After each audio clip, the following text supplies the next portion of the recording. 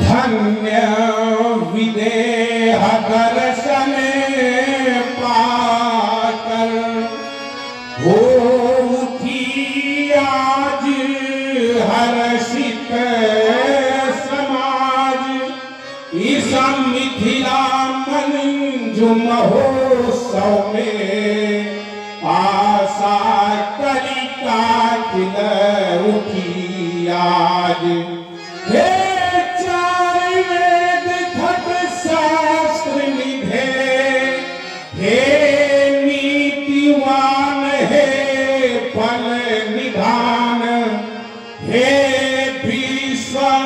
विजेता पूजनीय विरखो चलित शोभा महान।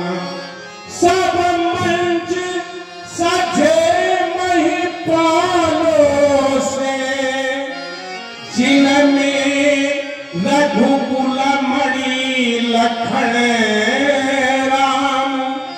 लंकेश पधारो स्वागत है उत्साही मिथिला है तमाम। प्रबल प्रतापी धीर वीर सिरमौर आए। मिथिला मही में शुभ्र सुखद विदारा है। वेद तंत्र मंत्र के महान ज्ञानवान शान।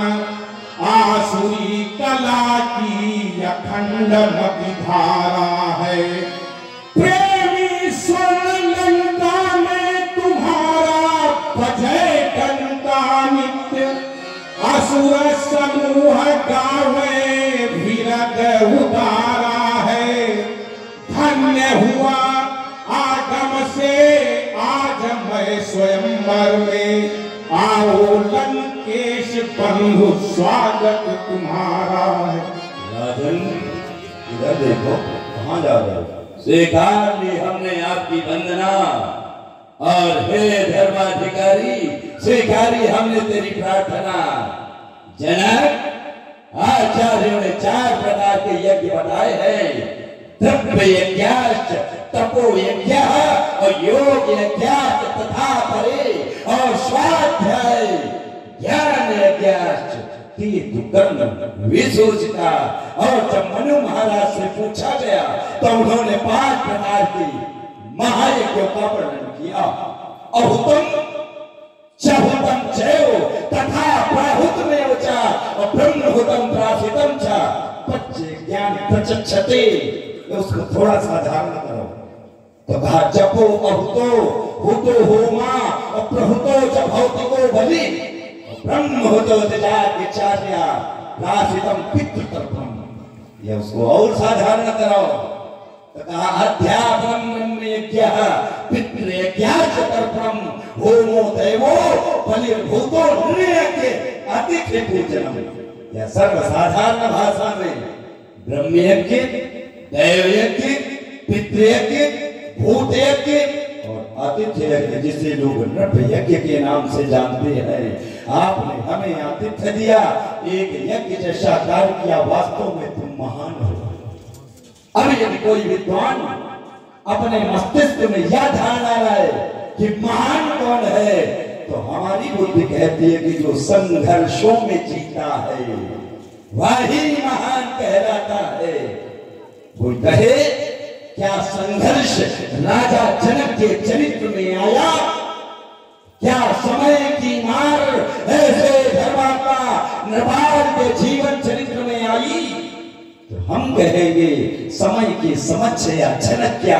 अरे वक्त इंसान को हैवान बना देता है। एक ऐसे व्यक्ति का व्यक्तित्व लेते हैं जिसके संदर्भ में कहा गया कि सकल अवनि मंडल के हितारा और एक प्रतापवान महिपाला। उसके कृत्य क्या थे? तो कहा गुर सुर संत पितर महिदेवा तरई सदा सबते सेवा अभिप्र भवन सुर भवन सुहाए सब तीरथ विचित्र। जह लगी कहे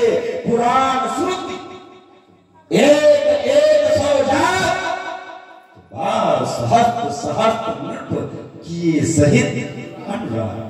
क्या राजा प्रतापवान को निज कर्मों का स्वार्थ था? उत्तराय हृदय न कछु फल अनुसंधाना अपूर्व विवेकी परम सुजाना। क्या राजा प्रतापवान को अहंकार था? तो उत्तराय करई जो धर्म कर्म मनवानी तो वासुदेव अर्पित ज्ञानी। परिणाम क्या मिला? तो कहा काय सुनो सो राजा भय निशाचर सहित समाचार। तो वक्त इंसान को हैवान बना देता है, वक्त तो पत्थर को भी भगवान बना देता है। और वक्त की इससे ज्यादा और क्या तारीफ करूं? वक्त तो इन महलों को भी शमशान बना देता है। और कौन नहीं जानता आपके समय के विषय में? राजन, ये सभी जानते हैं कि पत्थर को पिघलाने वाली वो काल की करुण कहानी और याद आ जाती जब भी प्रियवत भर आता नैनों में। ये धूल धूल करके शमशानों पर जलते थे इस मिथिला के प्राणी। और युग बदलेगा किंतु न होगी वो महाकाल की कथा पुरानी। यहाँ बैठे नृपाल ही नहीं, आपकी प्रजा ही नहीं, हम तो कहते हैं भूमंडल होता नतमस्तक, क्योंकि तुम महायोग के पंडित ज्ञानी और पूर्ण प्रतिष्ठा ले बैठे हो। वो जनक तुम्हारी अमर कहानी प्रण बताने की कोई आवश्यकता नहीं। हमने सुना बिटिया का विवाह कर रहे हो। हाँ, अवस्था कितनी है? 6 धर्मात्मा नेपाल है। आज सभ्यता में विचार रखने वाले राजा हैं। आपको तो ये ज्ञान होगा ही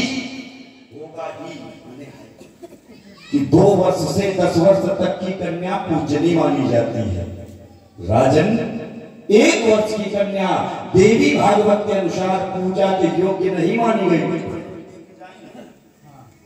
1 वर्ष की कन्या देवी भागवत के अनुसार पूजा के योग्य नहीं मानी जाती, क्योंकि 1 वर्ष की कन्या भोग व धन से वंचित रहती है।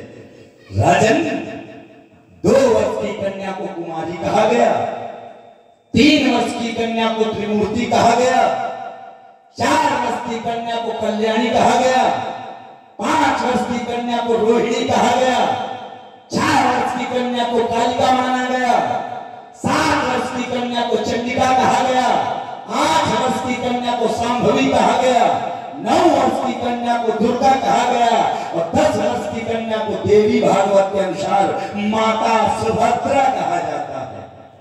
कहने का तात्पर्य है कि जब 2 वर्ष से 10 वर्ष तक की कन्या पूजनी मानी गई तो 6 वर्ष की बिटिया के विषय में ऐसा फल करना सोई पुराण को दंड कठोरा, राग समाज आज तोरा अनुचित है। वैसे तुम्हारी कन्या, तुम्हारे विचार जाएं, आप अन्य कार्य देखें, पर्याप्त भोजन है। इसी धनुष के लिए प्रतिज्ञा